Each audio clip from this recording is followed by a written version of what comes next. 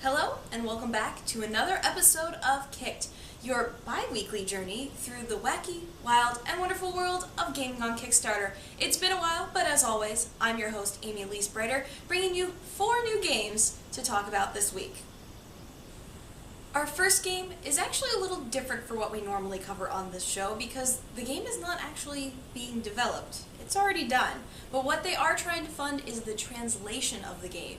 Beneath Floes is an interactive story based off of Inuit history and traditions, so they're kind of taking some of the folk tales and working them into a more comprehensive story. What they are trying to do with this campaign is translate it into Inuktitut, which is the local language spoken by the Inuit peoples. The development studio behind the game has actually worked on a couple other projects. They've translated games like Osmos into this local language and kind of trying to expand gaming into a whole new culture. And a lot of the people in this region do enjoy playing their games. So they thought, well, we've based this game off of your traditions and stories. We might as well put it in your language. They've got 26 days to go on their campaign. They've actually gotten full funding to fund the translation, and they're looking into some stretch goals that who knows what that could lead to. Maybe they're going to look at doing some other translations, maybe convert other games over into the language. So if you're interested in helping gaming reach a whole new culture, I highly recommend checking them out. Our next game is from Black Shell Media, and their game is called Overture. It's an action-adventure roguelike set in a 16-bit art style, and they've got 24 different classes that you'll be able to upgrade and play with, everything from the bruiser to the rogue to the wizard. They've got all sorts of options, so whatever your playstyle may be, they've got something for you. They're using randomly generated dungeons. It's kind of based off of dungeon crawlers like Diablo, and they're kind of bringing it to a whole new spin. The big key to their system is the enemy AI. They're trying to strike a balance between overwhelming you as a character, but still giving you a challenge and making it fair. They've got 14 days left to go on their campaign, and they are funded, but some of their stretch goals include expanding the soundtrack, increasing the storyline, and doing a whole art overhaul to make the game look even better. So if you're interested in bringing this roguelike to life, I highly recommend checking out their campaign. Our next game is a twisted take on the dating sim visual novel. It's called But I Love You, and it kind of has a rather interesting storyline. Like a lot of other dating sim-like games, you're going to have a slew of women to try to romance, but as you get into the game, you're going to notice that something is a little bit off.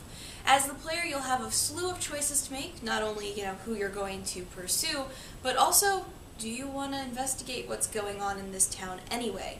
Your car breaks down, you get stuck in this town full of women, but you start really realizing very quickly that there's something not quite right.